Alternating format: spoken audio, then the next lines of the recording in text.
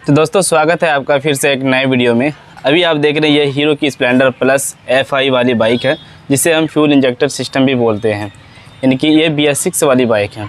अगर ये बाइक चलते हुए अचानक बंद हो गई या फिर आपकी बाइक रातों रात खड़ी है और सुबह स्टार्ट करना चाहें तो स्टार्ट नहीं हो रही है, और चलते हुए अगर अचानक बंद हो गई और स्टार्ट ना होने लगे, तो ऐसे हालात में आपको क्या करना चाहिए, बाइक को कैसे स्टार्ट करना चाहिए, क्या क्या चीज़ें पूरी तरीके से मैं इस वीडियो में बताने वाला हूं कि बाइक को स्टार्ट कैसे करना है।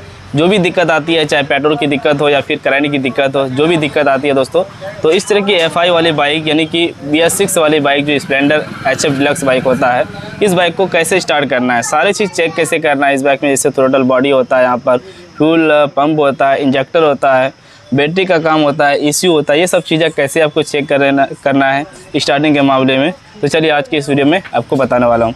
आप भी मेरे चैनल में पहली बार आए हैं, चैनल को सब्सक्राइब जरूर करना, साथ ही बेल आइकन को प्रेस करना ना भूलें, ताकि आने वाली वीडियो की नोटिफिकेशन आपको जल्दी से मिल सके। इस वीडियो को लाइक कर दें और दोस्तों तक शेयर करें। चलिए वीडियो को हम शुरू करते हैं बिना टाइम वेस्ट किए। मैं हूँ कासिम मोटो, झारखंड गोड्डा रैनी से। तो इस तरह की BS6 बाइक में कोई अगर बड़ा फॉल्ट आ जाता है, करंट नहीं आता है या फिर पेट्रोल सही से नहीं आ रहा है, करंट के मामले में खैर आपको ये सब चीज़ें की ज़रूरत पड़ेगी।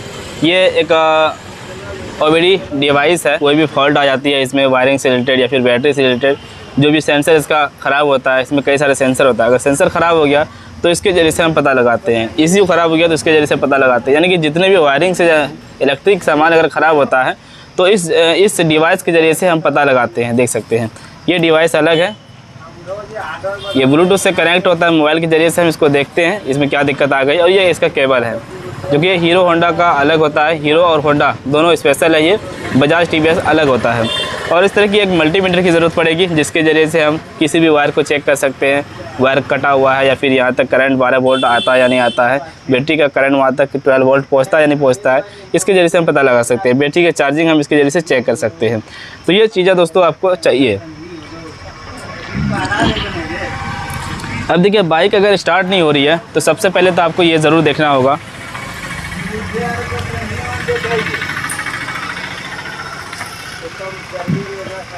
ये आपको ज़रूर देखना है कि ये स्विच ऑन करने पर यहाँ तक ये लाइट जो है जलता है या नहीं। लाइट जलना चाहिए, न्यूट्रल गाड़ी होना चाहिए, या फिर गियर में भी है तो कोई दिक्कत नहीं, यानी कि यहाँ तक लाइट आना चाहिए। ठीक है।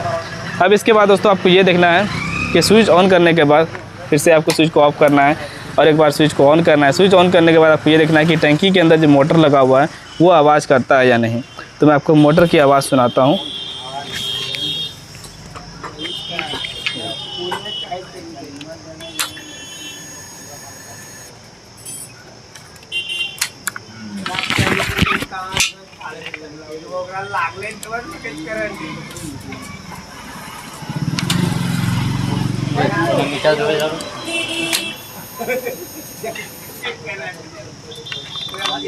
तो शायद आपको आवाज़ पता चला होगा, यहाँ से सौ जैसे आवाज़ करता है। अगर आवाज़ नहीं कर रहा है तो आप समझो कि फ्यूल पंप जो है वो काम नहीं कर रहा है। तो इसके लिए आपको बैटरी चेक करना पड़ेगा कि बैटरी फुल चार्ज है या नहीं। अब बैटरी चेक करने के लिए आपको ये मल्टीमीटर चाहिए। तो मल्टीमीटर के जरिए से बैटरी कैसे चेक करना है वो आपको बताते हैं। अगर वहाँ तक करंट नहीं आता है तो वो भी आपको बताएंगे, पेट्रोल की सप्लाई नहीं आ रही है तो वो भी आपको बताएंगे। वीडियो थोड़ा लंबा होने वाला है, लेकिन पूरा तरीका बताऊँगा स्टार्ट करने का, फुल प्रोसेस बताने वाला हूँ। तो बैटरी चेक करने के लिए हमें इस तरीके से लगाना है।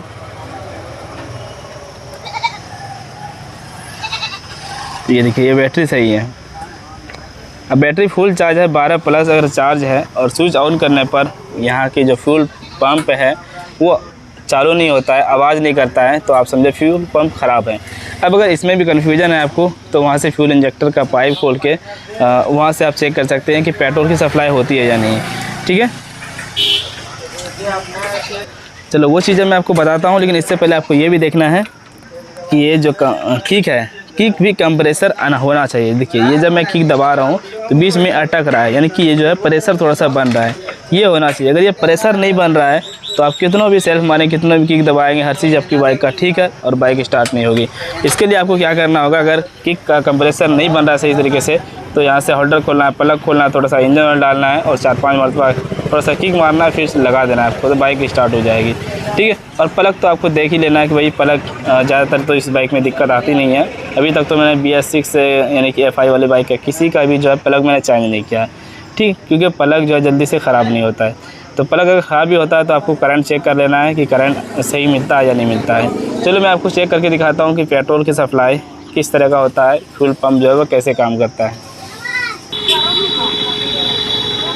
टंकी में भर के पेट्रोल है और पेट्रोल की अगर सप्लाई नहीं हो रही है, अगर आप ये चेक करना चाहते हैं कि पेट्रोल की सप्लाई होती है या नहीं होती है, यहाँ तक पेट्रोल गिरता है या नहीं गिरता है, फ्यूल मोटर काम कर रहा है या नहीं कर रहा है, इसका जो फ्यूल पंप है वो काम कर रहा है नहीं कर रहा है, उसकी जानकारी पाने के लिए आपको ये चीज़ें खोलना होगा।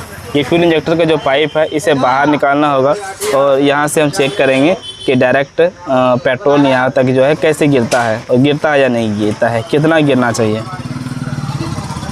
ये 2 क्लिप होता है, यहाँ पर दोनों साइड से आपको दबाना है और इसे बाहर की ओर खींचना है।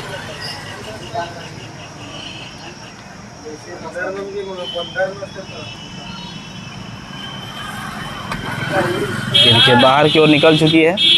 अब मुझे चेक करना है, वहाँ से डायरेक्ट हम स्विच को ऑन करेंगे तो पेट्रोल गिरना चाहिए। पेट्रोल गिरकर बंद हो जाता है, कुछ ऐसा होता है, ऐसा नहीं कि गिरता ही रहेगा। ये सबमर्सिबल जैसे चलाते हैं, मोटर चलाते हैं, पानी फेंकता रहता है, वो नहीं है इसमें। एक बार स्विच को ऑन करेंगे तो कुछ पेट्रोल गिर कर फिर ये रुक जाता है, ये गिरना चाहिए। चलो ये चीज़ें करके देखते हैं।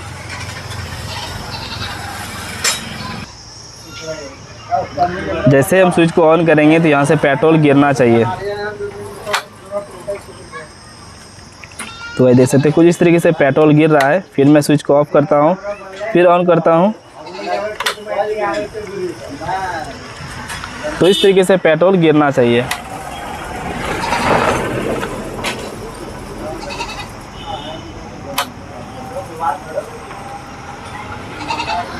अब देखिए आपको इतना लगता है कि पेट्रोल तो यहाँ तक गिर रहा है, अब आपको फ्यूल इंजेक्टर चेक करना है, ठीक है।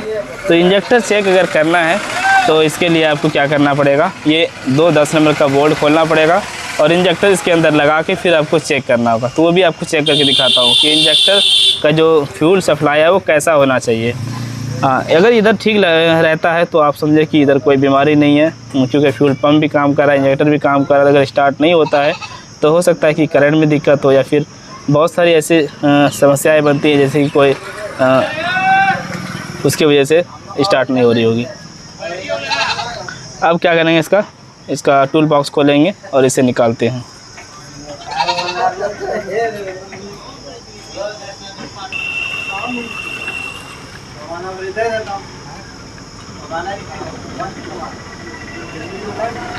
चलो मैं बिना टूल बॉक्स खोले ही इसे ओपन करता हूँ।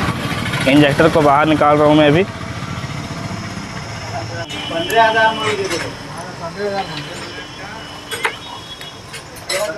तो ये देखिए ये इंजेक्टर बाहर निकल चुका है। करेंगे इसमें पाइप लगाते हैं। अब इंजेक्टर चेक करने के लिए आपको क्या करना है, ये जो इसे पकड़ के रखना है, ठीक है, वरना ये आगे की ओर फेंका जाता है, बाहर निकल जाएगी। फिर हम क्या करेंगे, स्विच को ऑन करेंगे और उससे ज़्यादा गति होगी तो आपको चौगुना देना होगा।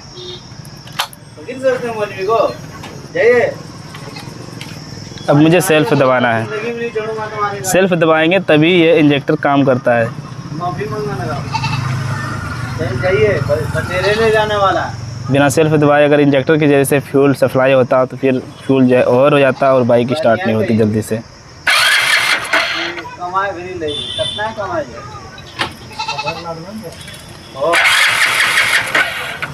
तो आप देख सकते हैं कि पेट्रोल जो है इसमें सप्लाई हो रहा है।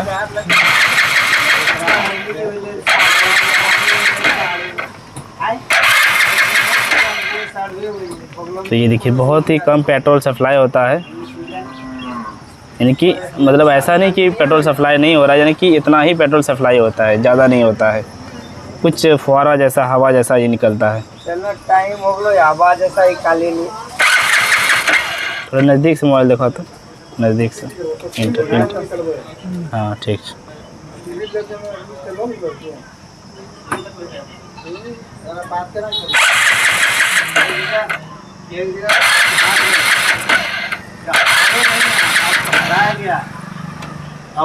बहुत ही छोटा छोटा इसमें सुराख होता है, बहुत ही बारीक से सुराख होता है। और इसी के जरिए से पेट्रोल गिरता है। यानी कि इंजेक्टर जो है ये ठीक है। अगर इंजेक्टर के जरिए से पेट्रोल सप्लाई नहीं हो रहा है, फुहारा नहीं फेंक रहा है, तो समझे कि इंजेक्टर ख़राब है। अगर यहाँ से पेट्रोल नहीं आ रहा है तो समझे फ्यूल पंप ख़राब है, या फिर फ्यूल पंप तक जो है 12 वोल्ट जो है सप्लाई नहीं हो पा रहा है। तो जैसे लगाता हूँ, आगे की प्रोसेस आपको बताता हूँ। अब देखिए आपके बाइक का बैटरी चार्ज है, फुल चार्ज है, आपने चेक कर लिया। और उसके बाद स्विच ऑन करने पर यहाँ तक लाइट नहीं आती और बाइक स्टार्ट नहीं हो रही है, तो इसके लिए आपको फ्यूज़ चेक करना चाहिए। जैसे कि ये देखिए, ये 2 फ्यूज़ है यहाँ पर, एक फ्यूज़ यहाँ पर है। ये 2 फ्यूज़ है, दोनों फ्यूज़ में से कोई सा भी फ्यूज़ अगर शॉर्ट हो जाता है तो वहाँ तक लाइट नहीं पहुँचेगी। मैं आपको कोई भी फ्यूज़ खोल कर दिखाता हूँ। स्विच को मैंने ऑन किया, यहाँ पे यहाँ तक लाइट पहुँचा हुआ है। अब मैं इनमें से एक फ्यूज़ निकालता हूँ। ये देखिए, मैंने एक फ्यूज़ निकाला तो यहाँ पे जो लाइट है वो बंद हो गई। अब मैं फ्यूज़ को लगाता हूँ स्विच ऑफ करके।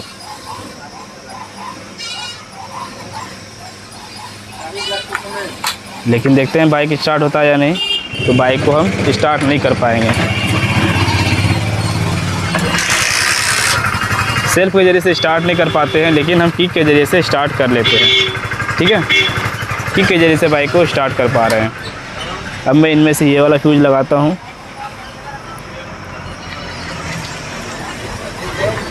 और दूसरा फ्यूज़ मैं खोलता हूँ।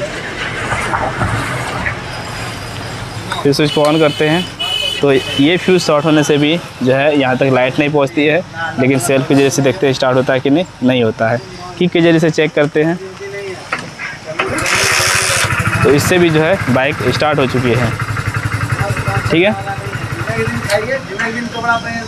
अब देखिए इनमें से ये दोनों फ्यूज़ सही है और यहाँ तक लाइट पहुँच रही है और बाइक स्टार्ट नहीं होता है, तो आपको ये वाला फ्यूज़ चेक करना चाहिए। इनमें से ये वाला फ्यूज़ चेक करना पड़ेगा आपको। इस फ्यूज़ को मैंने खोल दिया।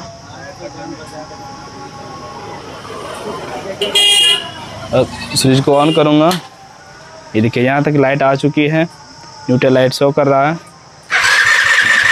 अब लेकिन बाइक को स्टार्ट करना चाहें तो ये स्टार्ट नहीं होगी। ना सेल्फ से स्टार्ट हो रहा है, ना किक के जरिए से स्टार्ट हो रहा है। तो ये बाइक जो है स्टार्ट नहीं हो पाएगी, क्योंकि ये फ्यूज़ शॉर्ट होने के बाद जो है एक मिनट में चेक करता हूँ कि फ्यूल पंप जो इसका काम करता है कि नहीं। यानी कि अगर ये वाला फ्यूज़ शॉर्ट कर जाता है, ये वाला साइड वाला फ्यूज़ शॉर्ट कर जाता है, ये 10 नंबर का, ये भी 10 नंबर ही है, ये 15 नंबर है। अगर ये फ्यूज़ शॉर्ट कर जाता है तो स्विच ऑन तो होती है, यहाँ तक लाइट तो आता है, लेकिन फ्यूल पंप जो है वर्क नहीं करता है। फ्यूल पंप यानी कि ऑन नहीं होता है। और फ्यूल पंप जब तक ऑन नहीं होगी तो इसका जो करंट है ECU तक नहीं पहुँचेगा और हमारी बाइक जो है यहाँ तक करंट नहीं दे पाएगी। इसी वजह से ये बाइक जो है स्टार्ट नहीं हो रही है। तो अब जैसे ही हम फ्यूज़ को लगाएंगे तो ये बाइक स्टार्ट हो जाएगी।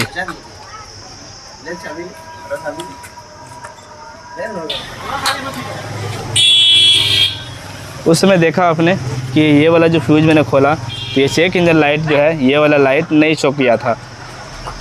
अब देखिए ये वाला लाइट भी जो है शो करने लगा है और बाइक को हम स्टार्ट कर पाएंगे। तो गाइस मैंने फ्यूज़ के बारे में आपको बता दिया कि फ्यूज़ कैसे चेक करना है। अगर फ्यूज़ कोई शॉर्ट होता है तो इसकी जानकारी आपको कैसे हासिल करना है, इसके बारे में मैंने आपको बता दिया।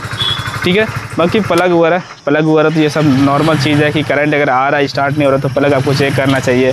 करंट इसका जो कंप्रेसर चेक करना चाहिए। अगर कंप्रेसर चेक कर रहे कंप्रेसर सही नहीं बन रहा तो आपको गाड़ी धक्का देकर स्टार्ट करना चाहिए। धक्का देने पर स्टार्ट अगर होता है तो समझिए कि कंप्रेसर गायब हो गई थी।